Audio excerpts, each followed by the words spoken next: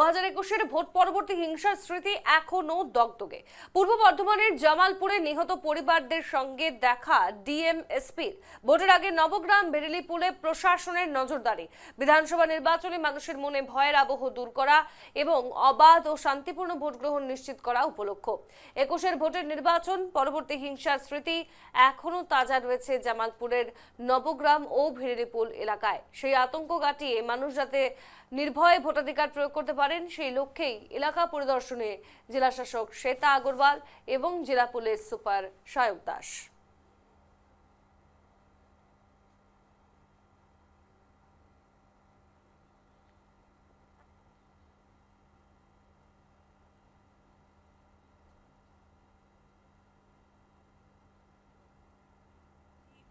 2021-এ যেখানে post pole violence হয়েছিল সেই জায়গাগুলোতে এসপি সাহেব আর আমরা পার্সোনালি ভিজিট করছি। ভিকটিমসের ফ্যামিলিজদের সাথে ইন্টারাক্ট করা হচ্ছে এবং আশেপাশের এলাকাতেও নির্ভয় থাকুন, নির্ভয় ভোট করুন, এই বার্তা নিয়ে আমরা এসেছি এবং সবাইকে এটাই অ্যাসিওরেন্স দেওয়ার আমাদের চেষ্টা আছে যে এইবার আমরা চূড়ান্তম চেষ্টায় আছি যে কোনো প্রবলেম যেন কোথাও ঘটবে না। This is our effort, this is our মানে এটাই আমাদের চেষ্টা, এটাই আমাদের বার্তা, এটাই দিতে এসেছি আমরা।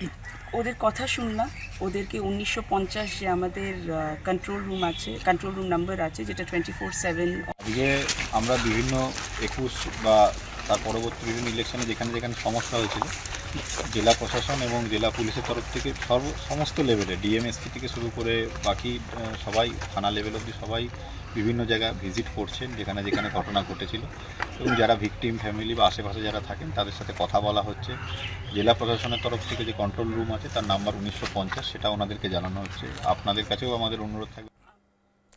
বিস্তারিত জানবো আমরা, সরাসরি চলে যাব আমাদের প্রতিনিধি প্রবীর মণ্ডল আমাদের সঙ্গে যুক্ত হয়েছে। প্রবীর, শেষমেশ 2021 সালে আমরা দেখেছিলাম জামালপুরে নিহত হয়েছিলেন অনেকেই নির্বাচনের ঠিক আগেই, এবং এবার 2026 সাল এখনো পর্যন্ত কিন্তু সেই পরিস্থিতি দগদগে রয়েছে এবং তার মধ্যে ডিএমএসপিদের পরিবারগুলি পরিদর্শন, অর্থাৎ নির্বাচন যত দিন এগিয়ে আসছে ততই কিন্তু দেখা যাচ্ছে যে যেন শান্তিপূর্ণ এবং অবাধে ভোট দিতে পারেন সাধারণ মানুষ। তার জন্য কিন্তু যথেষ্ট নিরাপত্তা জনিত ব্যবস্থাগুলি সক্রিয় করে রাখা হয়েছে, যথেষ্ট প্রশাসন কিন্তু সক্রিয় থাকছে। কি জানাচ্ছ?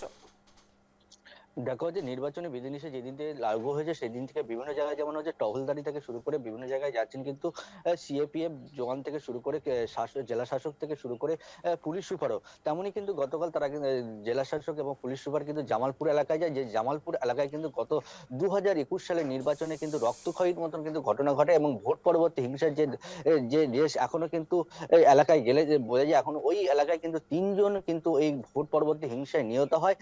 সেইখানে এলাকায় যেমন জেলা শাসক পুলিশ সুপার গিয়ে তাদের পরিবারের সঙ্গে কথা বলে এবং ভোট পরবর্তী হিংসায় যাদের পুনরাবৃত্তি না হয় তাই কিন্তু এলাকার মানুষদের সঙ্গে কথা বলেন এবং তারা জানান যদি কেউ কোনো ভয় ভীতি যদি দেখায় তাহলে 1950 যে টোল ফ্রি নম্বর চালু করা হয়েছে সেই নাম্বারে যেন তারা অবশ্যই জানান এবং নির্ভয়ে সবাই যেন ভোট দেয়, এমনই কিন্তু বার্তা নিয়ে কিন্তু জামালপুরে কিন্তু যাচ্ছেন জেলা শাসক এবং পুলিশ সুপার। বেশ, ধন্যবাদ তোমায় প্রবীর।